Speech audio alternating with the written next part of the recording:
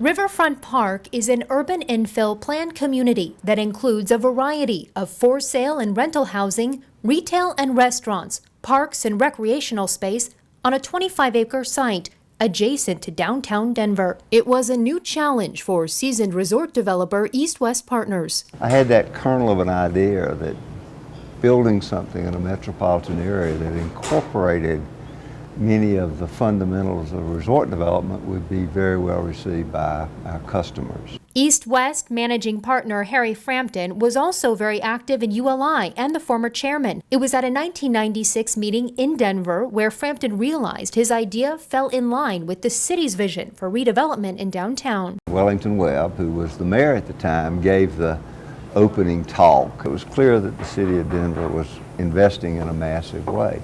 And I called Mark and we started looking around a little bit in the weeks or two following that and found out about this great piece of land. This area was always kind of important to me and special to me, and you know, it had become Denver's dumping ground, which is very typical. It was old industrial area. The land along the South Platte River was owned by Trillium Corporation. The Washington-based company bought the land in 1991 when it was acquiring railroad land around the country. This was a bunch of rail yard land. They knew they were going to move the rail yards. They did move the rail yards, and then it was just sort of empty flex space, land where you buried the bodies.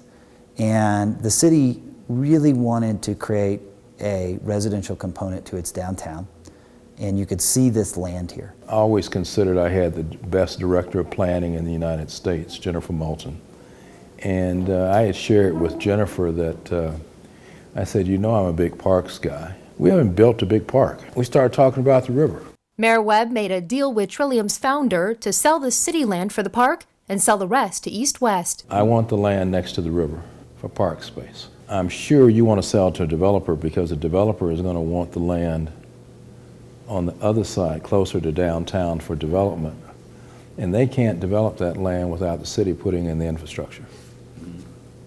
So if we get the park space, then I'll put the infrastructure in. And that's what actually happened. One of the things we thought was very, very unique, when you develop in a resort, the amenity is the resort and all of the things outside of your home.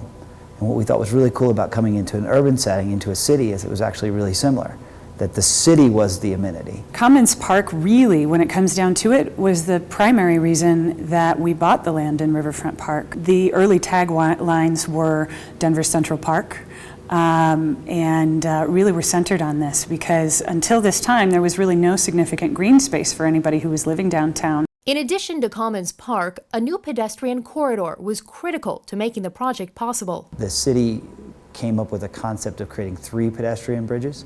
So one is the Millennium Bridge here. Millennium Bridge is a really big deal. It connects Riverfront Park to the 16th Street pedestrian mall, which is really the spine of downtown Denver, and really became a monument that announced that this neighborhood was here. You walk through Commons Park and you come to a second, the Platte River Bridge. It's another pedestrian bridge. And then there's actually a third bridge that goes over the interstate.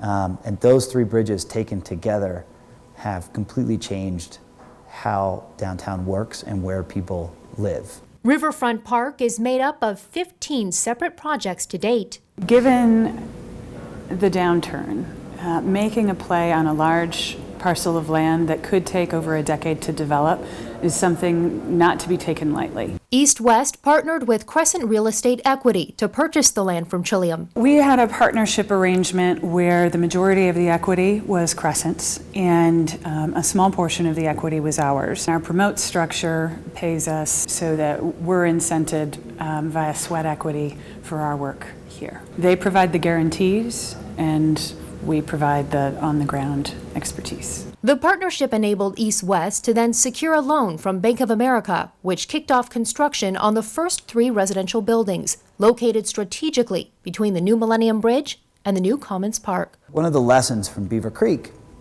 where East West did a ton of work, is that they were advertising and marketing a resort village.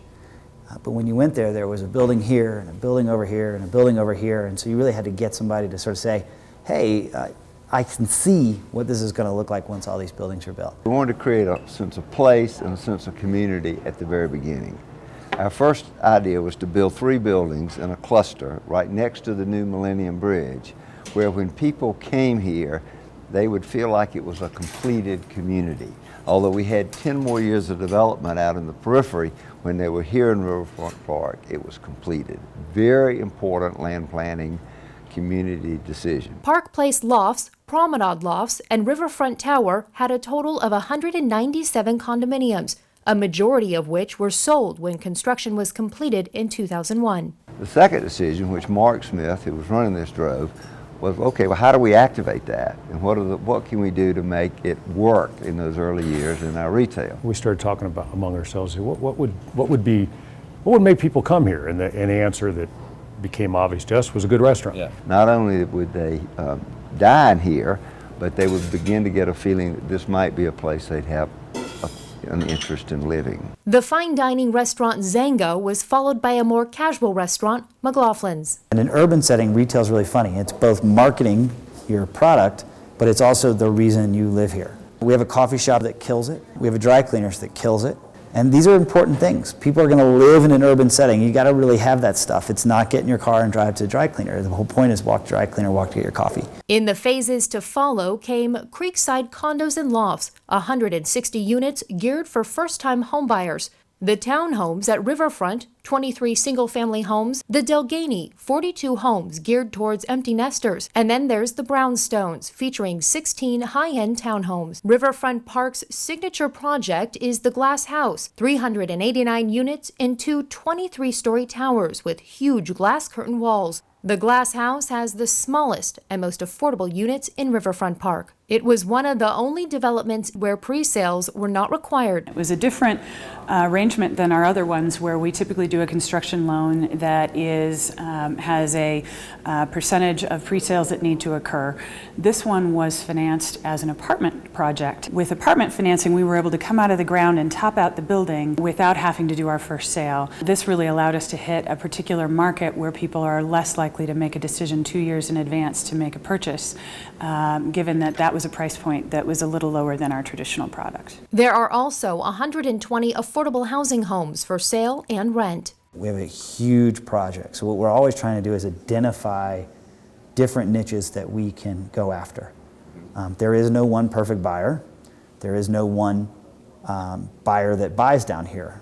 Instead, it is a huge swath of people. It is not a demographic, it's a psychographic. The most recent additions are Park One Riverfront, featuring 18 townhomes, the Cosmopolitan Club, a 264-unit senior housing project, and Amley Riverfront Park, a 5-story rental housing project. Riverfront Park is also home to a dog park, a skate park, and a museum. More than a decade in the making, this innovative large-scale development that was the shared vision of the city and numerous private entities has expanded and transformed Denver's urban core.